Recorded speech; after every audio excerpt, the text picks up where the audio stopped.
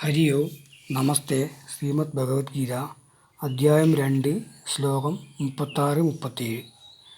അവാച്യവാദാംശ ബഹൂൻ വദിഷ്യന്തി തവാഹിതാഃ നിന്ദന്തസ്തവ സാമർത്ഥ്യം തതോ ദുഃഖതരം നു കിം. നിന്റെ ശത്രുക്കൾ നിന്റെ സാമർത്ഥ്യത്തെ നിന്ദിച്ചുകൊണ്ട് പറയാൻ കൊള്ളരുതാത്ത പലതും പറയുകയും ചെയ്യും. അതിലേറെ ദുഃഖം എന്താണുള്ളത്?